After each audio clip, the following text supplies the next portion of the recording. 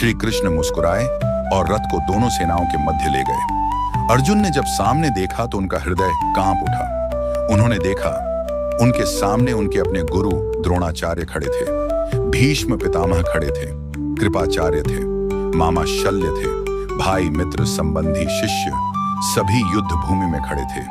अर्जुन की आंखों में आंसू भर आए। अर्जुन का विषाद। अर्जुन ने कांपती आवाज में कहा, हे केशव, मैं इन अपने स्वजनों को मारकर क्या प्राप्त करूंगा? राज्य, सुख, विजय? यदि इन सब की कीमत अपने ही परिवार के रक्त से चुकानी पड़े तो ऐसा राज्य मुझे नहीं चाहिए। उनके हाथ कांपने लगे। गांडीव धनुष हाथ से ढीला पड़ गया। उन्होंने कहा, मेरे शरीर में कंपन हो रहा है, मुख सूख रहा है, मन भ्रमित हो रहा है। मैं युद्ध नहीं करना चाहता। अर्जुन का मन करुणा और मोह में डूब गया। वे युद्ध भूमि में बैठ गए। श्री कृष्ण की शांत मुस्कान। भगवान श्री कृष्ण अर्जुन को शांत भाव से देखते रहे।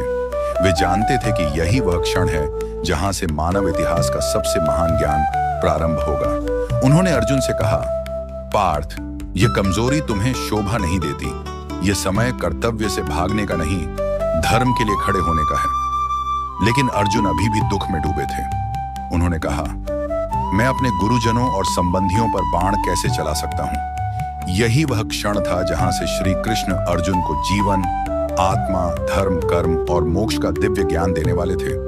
युद्ध भूमि का मौन कुछ क्षणों के लिए कुरुक्षेत्र की विशाल भूमि शांत हो गई। दोनों सेनाएं प्रतीक्षा कर रही थीं।